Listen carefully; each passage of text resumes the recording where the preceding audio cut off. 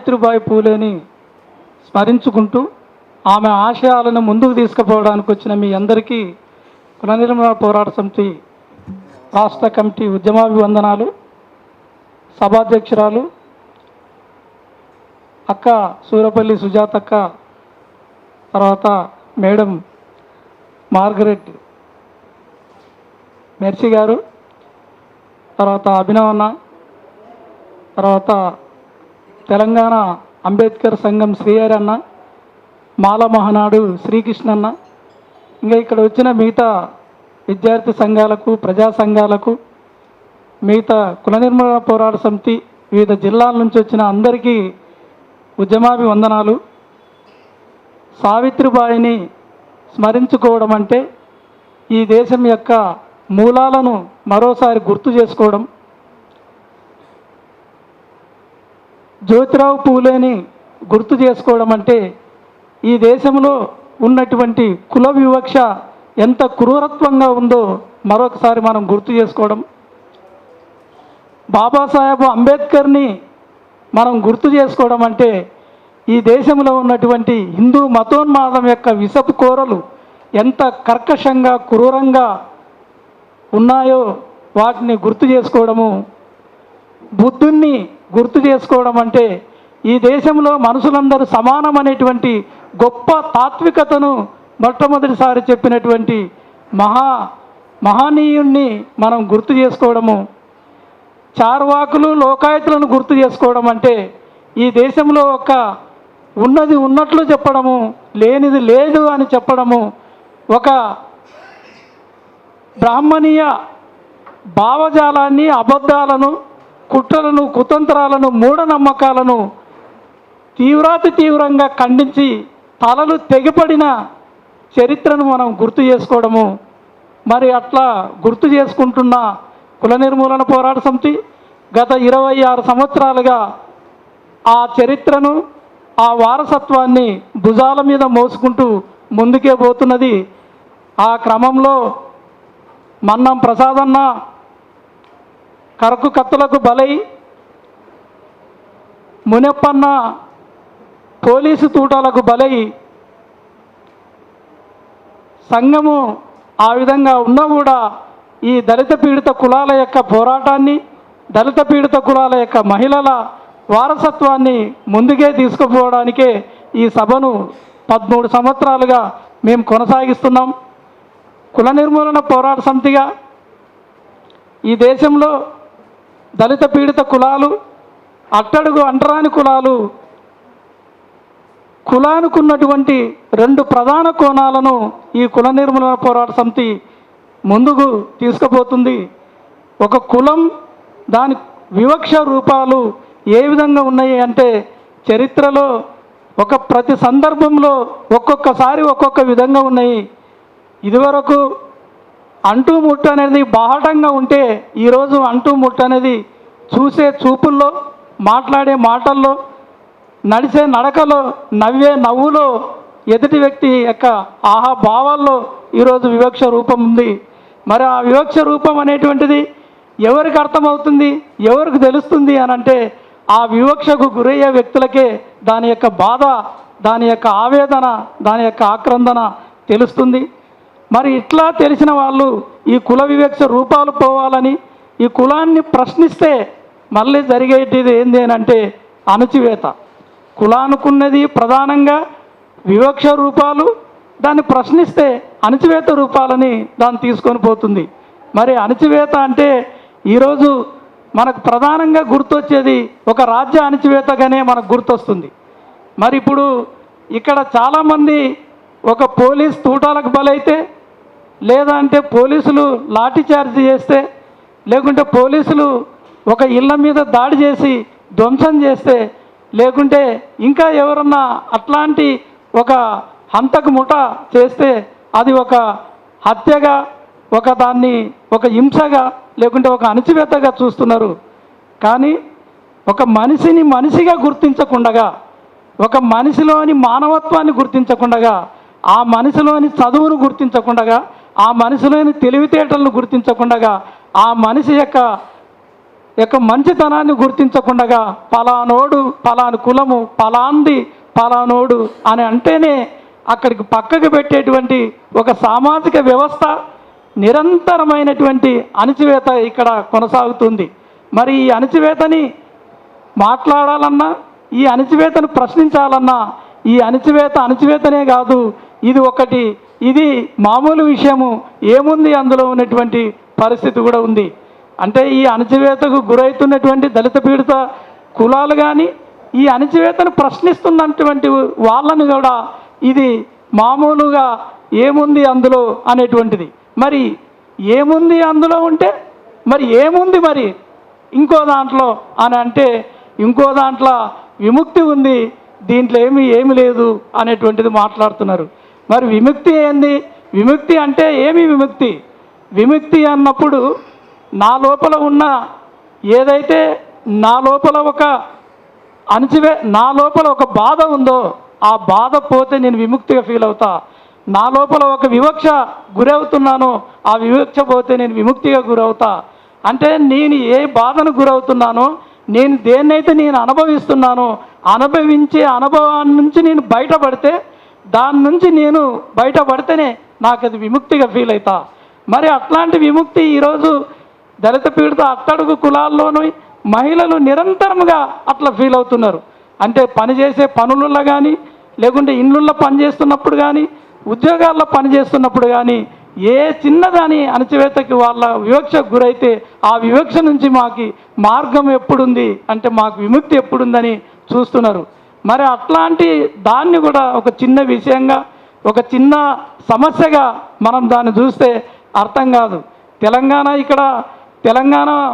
తెలంగాణలో తెలంగాణ ఉద్యమం జరుగుతున్నప్పుడు, తెలంగాణ పోరాటం జరుగుతున్నప్పుడు, మరి ఇక్కడ తెలంగాణ పోరాటంలో కూడా మహబూబ్ నగర్ జిల్లాల్లో ఈ ఒరిస్సాలో హిందూ మతోన్మాదం అనేటువంటి బుక్కులు అక్కడ అమ్ముతున్నప్పుడు అక్కడ వచ్చే ఈ విశ్వ హిందూ పరిషత్ వాళ్ళు ఆ బుక్కులని లాక్కొని అమ్మే మన మహబూబ్ నగర్ కుల నిర్మూలన పోరాట సమితి నాయకుల మీద దాడి చేశారు. మరి దాడి చేస్తే అక్కడే తెలంగాణ మీటింగ్ జరుగుతుంది. తెలంగాణ నాయకులకు ఆ విషయం చెప్తే మనకు తెలంగాణ ముందరాని, ఇది తర్వాత చూద్దాము, ఇదేం పెద్ద సమస్య కాదు అని చెప్తున్నారు. మరి ఎట్లా సమస్య కాదు ఇది? తెలంగాణ ఉద్యమము అది పెద్ద ఉద్యమం అయితే మరి దీన్ని ఎందుకు చిన్నగా చూస్తున్నారు, దీన్ని ఎందుకు ఇట్లా చూస్తున్నారు అనేటువంటిది కూడా మనం ప్రశ్నించి కుల నిర్మూలన పోరాట సమితి దాన్ని మరి ఇట్లాంటి బుక్కులు ఆ తెలంగాణలో ఎందుకు పెట్టాలా అనేటువంటిది కూడా ఒక చర్చ వచ్చింది. మరి ఏ బుక్ అయినా ఏదైనా అక్కడికి వచ్చేవాళ్ళు, మరి తెలంగాణ పోరాటానికి వచ్చేవాళ్ళు మరి అక్కడ విశ్వ హిందూ పరిషత్తులే వస్తున్నారా, ఒక ఆర్ఎస్ఎస్ కార్యకర్తలే వస్తున్నారా, ఒక మిగతా వాళ్ళే వస్తున్నారంటే అక్కడ అట్టడుగు అంటరానితనం దళిత పీడిత కులాలు, ఆ కులాలకు సంబంధించిన అణచివేతకు గురవుతున్నటువంటి అందరు వస్తున్నారు కదా. మరి అందరికి సంబంధించిన ఆ బుక్కులను మేము అమ్మాలి అని ఉస్మానియా యూనివర్సిటీలో మళ్ళీ పెట్టినప్పుడు మళ్ళీ అక్కడ బుక్కులు అమ్మడం జరిగింది. ఇట్లా మిత్రులారా, తెలంగాణ ఉద్యమంలో ఇంకో ఈ సందర్భంలో ఇంకొక మాట చెప్పాలి. అక్కడ అసెంబ్లీ గేట్ దగ్గర అక్కడ మాలిం ఆలన్స్ అని ఒక పబ్లిక్ గార్డెన్లో ఉన్న ఒక 500 మంది నిరంతరం కూర్చొని ఉద్యమం చేస్తుంటే రోజు అక్కడ చేసుకొని అక్కడ అమరవీరుల స్తూపం ఉంది, అక్కడికి పోతే రోడ్డు బైఠాయించి అక్కడ ఉంటే ఒక్క 5 మంది అక్కడ కూర్చున్న టెంట్లోకి వచ్చి ఆ నాయకులకు చెప్తున్నారు, అన్న మా మీద ఇక్కడ ఉన్న వాళ్ళు కొంతమంది ఇట్లా అసభ్యంగా ప్రవర్తించినారు, దీని గురించి చూడని చెప్తే ఆ నాయకులు అమ్మ తెలంగాణ రాని కొంచెం అట్లా ఉండు, ఇప్పుడు వద్దు అని చెప్పి మాట్లాడితే ఆ మరుసటి రోజు నుంచి ఆ 5 మంది వాళ్ళు అక్కడ టెంట్లో లేరు. ఇది కదా ఈ దేశం యొక్క సమస్య. మరి అంటే ఎక్కువ మంది ఉంటున్నారు, టెంటు నిండింది, హాలు నిండింది, పెద్ద పెద్ద మీటింగ్లు అందరు వచ్చిండ్రు, మనం ఏమైనా చేయొచ్చు, ఇంకా ఇంతే కదా మాకు బలం ఉంది అని అనుకుంటే మరి 5 మంది పరిస్థితి ఏంది? అవును టెంటు నిండుతుంది, 500 మందిలో 5 మంది పక్కకు పోతే ఏం జరగదు, అక్కడ ఉద్యమం జరుగుతుంది. కానీ నువ్వు 5 మందిని నువ్వు అక్కడ కోల్పోయినావు కదా, మరి అక్కడ అన్యాయం కాదా? న్యాయం లేదు అక్కడ అంటే న్యాయం ఉంది కానీ మాట్లాడద్దు. మరి అదే కదా ఈ భారతదేశ చరిత్ర. మరి ఎన్ని సంవత్సరాలు చార్వాకుల నుంచి మొదలు పెడితే అంబేద్కర్ దాకా వచ్చినటువంటి కుల నిర్మూలన పోరాటము ఎందుకు మరి 100 సంవత్సరాల్లో, ఎందుకు ఈ 150 సంవత్సరాల్లో, ఎందుకు ఇది రెండోదిగా మారిపోయింది? అంటే ఇక్కడ ఈ దేశం విముక్తి కావాలంటే కేవలం వర్గమే పోరాటమే చేయాలి అని వర్గ పోరాటంలో భాగంగా కనీసం కులం నన్న మాట్లాడదామంటే కులం అనే పదమే ఎక్కడ లేకుండా జరిగిన ఉద్యమాలు ఉన్నాయి, పోరాటాలు ఉన్నాయి, మీటింగులు ఉన్నాయి, అన్నీ చూసినాం. ఎందుకు మరి కులం లేదు అని అంటే కులము ఇప్పుడు వద్దు, ఈ దేశం విముక్తి అయితే, వర్గ పోరాటం విముక్తి అయితే అప్పుడు కులం గురించి మాట్లాడదామని అంటే మరి ఈ దేశంలో ఉన్నటువంటి అట్టడుగు అంటరాని ప్రజలు, మహిళలు, పీడితులు నిరంతరం కుల వివక్షకు గురై, కుల అణచివేతకు గురవుతున్నటువంటి వాళ్ళు మాది ఈ సమస్య అని మాట్లాడితే వర్గ పోరాటం రాని తర్వాత విజయం కానీ అని అంటే ఎట్లా ఇది అవుతుంది అని అంటే మరి అట్లా మాట్లాడే వాళ్ళంతా పక్కకి వెళ్ళినటువంటిది ఉంది. అంటే స్వాతంత్ర పోరాటం తీసుకున్నా, లేకుంటే ఇక్కడ రైతాంగ పోరాటాలు తీసుకున్నా, లేకుంటే సాయుధ పోరాటాలు తీసుకున్నా, ఏదైనా ఇక్కడ బలం అంటే జనం ఉంటే చాలు. అంటే ఇప్పుడు ఈ హాల్ నిండితే చాలు. ఈ హాల్ నిండింది కదా అని నేను సంతోషపడుతుంటే మా మార్గరెట్ అక్క ఏమంటుందంటే మహిళలు లేరు అని అంటుంది. మరి మేమేమనుకుంటున్నాం, ఇక్కడ ఏ చైర్ ఖాళీ లేకుండా ఫుల్ నిండింది అని సంతోషపడుతున్నాం. కానీ అక్క కోణం ఎట్లుంది? మరి ఇది మహిళలకు సంబంధించిన సభ కదా, మహిళలు లేరు అని అంటుంది. అది కదా మరి కోణం అంటే. మరి పెద్ద హాలు పెద్దగా నిండొచ్చు, బ్రహ్మాండమైన మీటింగ్ జరగవచ్చు, అక్కడ ఏమైనా చేసుకోవచ్చు. కానీ అక్కడ వచ్చిన వాళ్ళు ఎవరు? మరి అక్కడ ఉంటున్న వాళ్ళు ఎవరు? మరి ఎవరిని మిస్ అవుతున్నాము, ఎవరు ఉంటున్నారు, ఎవరు లేరు అనేటువంటిది ఆ స్పష్టత లేనన్నాళ్ళు ఈ దేశంలో ఏది పరిపూర్ణంగా జరగదు. ఆ మనసులను నువ్వు కోల్పోతుంటే, ఆ మనసులను నువ్వు పక్కకి పెడుతుంటే ఇక్కడ జరిగేది ఏమీ ఉండదు.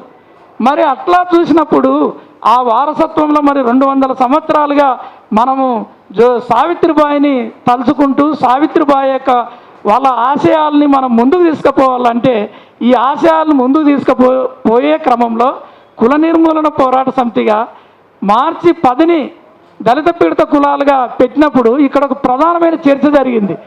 మీరు మార్చి 8కి పోటీగా మార్చి 10th పెడుతున్నారు అని. మరి మార్చి 8కి పోటీగా మార్చి 10th ఎట్లయితుంది? మార్చి 8 ఒక ప్రపంచమే విప్లవం, ప్రపంచ మహిళలంతా ఆ శ్రామిక ఆ పని గంటల నుంచి విముక్తి జరగాలనేది గొప్ప సందేశం, గొప్ప మార్పు అది. మరి మహిళలు విముక్తి జరగాలని ప్రపంచ మహిళలారా ఏకంగా అండి అని అంటే అది చాలా మంచిది. మరి అటు ప్రపంచ మహిళలు ఏకంగా అండి అనేటువంటిది మార్చి 8 చేస్తూనే మార్చి 10 కూడా ఈ దేశంలో ఉన్న దళిత పీడిత కులాల మహిళల్ని కూడా స్మరించుకుంటూ వాళ్ళని గుర్తు చేసుకునే సభ మార్చి 8కి ఎట్లా అడ్డంకి అవుతుంది, ఎట్లా దానికి ఎదురవుతుంది, ఎట్లా దానికి సపరేట్ అవుతుంది అనేటువంటిది చాలా చర్చ జరిగి ఈరోజు ఇంకా 13 సంవత్సరాలు దాన్ని కొనసాగిస్తున్నాం. మరి అట్లాంటిది ఈ దేశంలో ఎందుకుంది అంటే ఇప్పుడు కులం గురించి మాట్లాడే వాళ్ళు వర్గం గురించి మాట్లాడలేదని మాట్లాడతారు. మరి వర్గం గురించి మాట్లాడే వాళ్ళు కులం గురించి మాట్లాడుతున్నారా?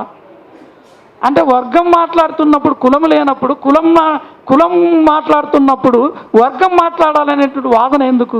పోని కులానికి వర్గానికి పోటీ ఎందుకు? దేని లక్షణం దానిది, దాని రూపం దానిది, దాని యొక్క అణచివేత పద్ధతులు వేరు, దీని యొక్క అణచివేత పద్ధతులు వేరు కదా. కులము రాజ్యం అనేటువంటిది ఇక్కడ ఈ భారతదేశం యొక్క 2 సమస్యలు అయినప్పుడు 2 సమస్యల్ని ముందుకు తీసుకుపోయేటువంటి పోరాటాలు 2 ఆహ్వానించాల్సినటువంటి చరిత్ర ఉంటే ఒక 150 సంవత్సరాల ఒక చరిత్రలో వెనక్కి పడిపోయే వాళ్ళం కాదు. ఈరోజు 1925లో ఈ దేశంలో కమ్యూనిస్ట్ పార్టీ ఇక్కడ పునాది రాయి వేస్తే ఇదే దేశంలో 1925లో ఆర్ఎస్ఎస్కు పునాది రాయి అదే సంవత్సరంలో పడిందని చరిత్ర చెప్తుంది. మరి 1925లో 2 పునాది రాయలు పడితే మరి ఈరోజు ఈ ఉద్యమం ఎక్కడుంది? ఈ ఉద్యమం ఎక్కడుంది? ఈరోజు ఒక ఫ్యాసిజం రూపంలో ఒక ప్రధానమైన భారతదేశాన్ని పరిపాలిస్తూ ఇక్కడ ఉన్నటువంటి దళిత పీడిత కులాలని అందరినీ, ఒక దళిత పీడిత కులాలు కాదు, ఈ దేశం సంబంధించిన ముఖ్యమైన ఈ దేశం యొక్క వారసత్వ సంపదను కానీ ఇక్కడ ఉన్న ఆలోచనను కానీ ఇక్కడ లేకుండా చేస్తున్నటువంటి ఒక ప్రయత్నం ఏ విధంగా జరుగుతుంది? మరి దీన్ని నిలువరించేటువంటి ప్రయత్నం ఎందుకు వెనకతట్టుబడింది, ఎందుకు వెనక్కి వెళ్ళింది, ఎందుకు ఇక్కడ రెండోది అయింది అనేటువంటిది కూడా మనం మళ్ళీ ప్రశ్నించుకోవాలి. కేవలము మంది ఉంటే చాలు, కేవలం హాల్ నిండితే చాలు, లేకుంటే సభలు సక్సెస్ అయితే చాలు అని కాదు. ఇక్కడ ఉన్నటువంటి అన్ని రకాల మహిళలు పీడితుల పట్ల మనము చూస్తున్నప్పుడే మనకి ఇది నెరవేరుతుంది. ఆ విధంగా చూసినప్పుడు సావిత్రిబాయి పూలే ఆ రోజుల్లో జ్యోతిరావు పూలే ఇద్దరు కలిసి అడుగులేస్తున్నప్పుడు, వాళ్ళకి ఇల్లే ఇయ్యనప్పుడు, ఒక స్కూల్ పెట్టాలనుకున్నప్పుడు ఒక ముస్లిం ఆయన ఇంటిని ఇచ్చాడు. అంటే మరి ఎంత గొప్ప విషయం అది. వాళ్ళనే ఈరోజు తలుచుకుంటున్నాం, సావిత్రిబాయి పూలేని కానీ జ్యోతిరావు పూలేని కానీ. వాళ్ళ ఆలోచనకి ఒక రూపాన్ని ఇవ్వడానికి ఒక ఇల్లు ఇచ్చినటువంటి వ్యక్తిని కూడా మనం గుర్తుంచుకోవాలి. మళ్ళీ అట్లే ఆ సావిత్రిబాయి పూలేకి అంటే ఉంటూ ఆమెకు చేదోడుగా వాదోడుగా ఉన్న షేక్ ఫాతిమా బీ కూడా, ఆమె కూడా చరిత్రలో నిలిచిపోయినటువంటి వాళ్ళు ఉన్నారు. మరి అట్లాంటిది ఈరోజు ఎందుకు కనపడుతుంది అంటే, ఈ దేశంలో ఉన్నటువంటి ముస్లిం కమ్యూనిటీ కానీ, దళిత కమ్యూనిటీ కానీ, ఆదివాసీ కమ్యూనిటీ కానీ, అట్టడుగు మహిళలకు సంబంధించిన అన్ని కులాల మహిళలు కానీ, వీళ్ళందరి గురించి మనం ప్రాతినిధ్యాన్ని సమానంగా తీసుకుపోయినప్పుడే, వీళ్ళందరి గురించి మాట్లాడినప్పుడే, వీళ్ళందరి సమస్యల్ని మనం ముందు తీసుకుపోయినప్పుడే వీళ్ళు కూడా ఈ ఉద్యమం నా ఉద్యమము, ఇది నాది, ఇది నేను ఉన్న దీంట్లో నేను చూస్తున్నా అనేటువంటిది ఉంటుంది. క్రైస్తవులు ఒక పాస్టర్గా ఈ దేశంలో మాకు ఇది సమస్య కాదు, ఇది కేవలం ముస్లింలకే సమస్య అని ఒకప్పుడు అనుకునేటువంటి పాస్టర్లు ఈరోజు వాళ్ళకు కూడా చర్చీల దాడులైపోయి పాస్టర్లను హత్య చేయబడి పాస్టర్లని చంపుతున్నప్పుడు మళ్ళీ వాళ్ళు కూడా ఈరోజు వేదికలకి పోరాటాలకు వస్తున్నారు. మరి అట్లాంటి వాళ్ళని మన ప్రాతినిధ్యం ఏంది? వాళ్ళ గురించి మనం మాట్లాడితే ఇది మా ఉద్యమం అంటారు. అట్లా ముస్లిం కమ్యూనిటీ, ఆదివాసీ కమ్యూనిటీ, క్రైస్తవ కమ్యూనిటీ ఈ అందరిని చూస్తేనే కదా మరి ఈరోజు ఒక భారతదేశం ఎట్లుందంటే, ఇది హిందూ దేశము, మెజారిటీ దేశం అని మాట్లాడుతున్నారు. అంటే ఇది హిందూ దేశము, మెజారిటీ దేశం కాబట్టి మైనారిటీలు అంతా తక్కువ కాబట్టి ఇది మాదే అని మాట్లాడుతున్నారు. నిజానికి ఇక్కడ లెక్కలు కట్టండి, ఎవరు మెజారిటీ అవుతారు, ఎవరు మైనారిటీ అవుతారో చూడండి. ఇక్కడ లెక్కలు హిందూ దేశము, హిందూ అని అంటే ఈ దేశంలో వేదాలు ఒప్పుకుంటేనే హిందూ అని చెప్తున్నారు. ఆర్ఎస్ఎస్, బజరంగ దళ్, విహెచ్పి యొక్క మూల సూత్రంగా మనం అనుకుంటే వేదాలు ఒప్పుకోవాలి. వేదాలు ఒప్పుకోలేని వాళ్ళందరూ హిందువులు కాదని చెప్తున్నారు. మరి ఇక్కడ వేదాలు ఎవరెవరు ఒప్పుకుంటున్నారు, ఎవరెవరు మాట్లాడుతున్నారు చెప్పండి అని చూస్తే సిక్కులు, క్రైస్తవులు, ముస్లింలు, ఆదివాసులు, దళితులు ఇక్కడ ఉన్న చాలామంది వేదాలను ఒప్పుకోరు. వేదాలను ఒప్పుకుంటే నువ్వు నువ్వు కులాన్ని ఒప్పుకోవాల్సిందే. వేదాలు ఒప్పుకుంటే మతాన్ని ఒప్పుకోవాల్సిందే. వేదాలు ఒప్పుకుంటే నువ్వు అస్పృశ్యని, అవమానాలను భరించాల్సిందే, అన్నీ చేయాల్సిందే. అంటే ఎవరు దాన్ని ఒప్పుకుంటున్నారు? ఒప్పుకోరు. మరి ఇట్లా ఒప్పుకోలేని వాళ్ళందరినీ గాన ఒక జమ కడితే ఇది మెజార్టీ అవుతుంది, వేదాలు ఒప్పుకున్న వాళ్ళు మైనార్టీ అవుతారు. ఇది కదా భావజాలము. మరి ఇట్లాంటి భావజాలానికి భావజాల వ్యతిరేక పోరాటాన్ని మనం ముందుకు తీసుకుపోయినప్పుడే, మనం ముందుకు నడిచినప్పుడే ఇట్లాంటి మనం సావిత్రిబాయి పూలేలు కానీ, జ్యోతిరావు పూలే, బుద్ధుడు, పెరియారు, అంబేద్కర్, చార్వాకులు, లోకాయుతుల యొక్క వారసత్వం ఏదైతే ఉందో అది వాళ్ళు చెప్పిన వారసత్వము. అందులో మరి దోపిడిని నిలువరించేది లేదా? కేవలము భావజాలం మాత్రమే లేదా అంటే భావజాలమే కాదు, అక్కడ ఆకలి, అంటరానితనం రెండు ఉన్నాయి. అక్కడ మనిషికి ఆకలి అంటే ఆకలికి అన్నం కావాలి, అవమానం జరగకుండా ఆత్మగౌరవం కావాలి. మరి ఆకలి, అంటరానితనం, ఆత్మగౌరవం ఈ రెండు ఈ దేశం యొక్క మూలాలుగా జరుగుతున్నప్పుడు, ఇవి నడుస్తున్నప్పుడు మరి ఆ రెండింటిని సంబంధించినటువంటి ఒక పోరాటమే నిజమైన పోరాటంగా ఉంటుంది. ఆ పోరాటాన్ని మనం ముందుకు తీసుకొని పోవాలా. అట్లా తీసుకుపోయే క్రమంలో మేము ఈ 13 సంవత్సరాలుగా దీన్ని పెడుతున్నాము. అక్క అన్నట్టు మనకు ఇట్లాంటి మరి దళిత పీడిత కులాల మహిళల్ని మీరు ఎంతోమంది ఇక్కడ చేస్తున్నారు కదా, వాళ్ళను కూడా గుర్తించాలని అంటుంది. నిజానికి ఆ గుర్తించేది ఇట్లా గుర్తిస్తూనే ఉన్నాము. అక్కని, సుజాత అక్కని మొదట స్పీకర్గా పిలిచింది కుల నిర్మూలన పోరాట సమితి. ఆ రోజు అక్క ఎన్జిఓ సంఘంలో మీరు కుల పోరాట సమితి సుజాతని ఎట్లా పిలుస్తారు అని చెప్పి ఆ రోజు క్వశ్చన్ వేసిన వాళ్ళు ఈరోజు అందరూ ఆమెను స్పీకర్గా పిలిచే పిలుస్తున్నారు. అంటే అదే ఈరోజు మార్గరెట్ అక్క ఇప్పుడు ఈమెను కూడా పిలిస్తే మీరు ఆమెను కూడా పిలిచిరా అని కూడా మాట్లాడతారు. రేపు ప్రశ్న వస్తుంది మాకు, ఇదే ఉంది ప్రశ్న. కానీ ఈ అక్కనే ఒక 5 ఏళ్ళు 2 ఏళ్ళ తర్వాత అందరు స్పీకర్గా పిలుస్తారు మళ్ళా. ఎందుకంటే అది కుల నిర్మూలన పోరాట సమితి చరిత్ర. ఇక్కడ ఎంతోమందిని కొత్త వాళ్ళని ఎంతోమందిని ఒక ధైర్యం చేసి ఇక్కడ పిలుస్తున్నాం. నిజమే, మరి నిన్ను స్పీకర్గా పిలిస్తే నువ్వు మాట్లాడేది లేదు, మాట్లాడింది లేదు. మరి ఇది కదా కావాల్సింది, మూలాలు కదా మాట్లాడాల్సింది. మూలాలు ఇప్పి చెప్పాలి కదా, మూలాలు పోయే మార్గం చెప్పాలి కదా, మూలాల కోసం జరిగేటువంటి పోరాటానికి అండ చెప్పాలి కదా. మరి ఇట్లా అండ చెప్పే ఎవరైతే స్పీకర్లు ఉన్నారో వాళ్ళనే కుల నిర్మూలన పోరాట సమితి ఎత్తి పట్టింది. అట్లాంటి స్పీకర్లను అయితే మేము పిలుస్తున్నాం అక్క. మీరు అన్నట్టు ఇంకా ముందు ఇట్లా చేసే వాళ్ళను కూడా గుర్తించి ఒక గౌరవించుకోవడం అయితే జరుగుతుంది. మేము జనవరి 3ని సావిత్రిబాయి పూలే జయంతిని కుటుంబ ప్రత్యామ్నాయ సంస్కృతిలో భాగంగా KNPS కుటుంబ సభ్యుల కలయికని మేము ప్రతి సంవత్సరం చేస్తున్నాం అక్క. అట్లా మనం చేస్తున్నప్పుడు కూడా కుటుంబ సంబంధాలు మిగతా వాళ్ళని కలుపుకుంటూ పోతున్నాము. నిజానికి ఇప్పుడు ఇట్లాంటి మన సంఘాలలో పనిచేసే వాళ్ళందరూ కొత్త సంవత్సరాన్ని అటు జరుపుకోలేరు బయటికి. ఇట్లా మనము మరి ఏంది జరుపుకోకుండా అని మాట్లాడతారు. అట్లా ఒకటో సదాన్ని ఆంగ్ల సంవత్సరం అని, ఉగాదిని కొత్త సంవత్సరం అని, అది జరపొద్దు ఇది జరపొద్దు అని అనుకుంటుంటే 3వ తారీఖుని అది మనం కొత్త సంవత్సరంగా, 3వ తారీఖు సావిత్రిబాయి పూలే జయంతిని కొత్త సంవత్సరంగా జరుపుకునేటువంటి ఒక కొత్త ప్రత్యామ్నాయ సంస్కృతిని కూడా కుల నిర్మూలన పోరాట సమితి ముందుకు తెచ్చింది. ఆ విధంగా జరుపుతూ అట్లా ఉంటున్నాము. ఆ విధంగా దళిత పీడిత కులాల యొక్క పోరాటాలని ఆ పోరాట దినంగా ముందుకు తీసుకుపోయే క్రమంలో మేము ముందుండి వాళ్ళని అంటే రాజీ లేని పోరాటాలు చేస్తూ ముందుకే తీసుకుపోతామని చెప్తూ, ఇప్పుడు కుల నిర్మూలన పోరాట సమితి కార్యకర్తలుగా నాయకులుగా ఇక్కడికి వచ్చిన అందరూ సావిత్రిబాయి పూలేని ఆ త్యాగాలని ఆ ఆశయాలని మనం ముందుకు తీసుకుపోవడమే నిజమైన నివాళి అని చెప్తూ ఈ అవకాశం ఇచ్చిన సభాధ్యక్షురాలకు ధన్యవాదాలు.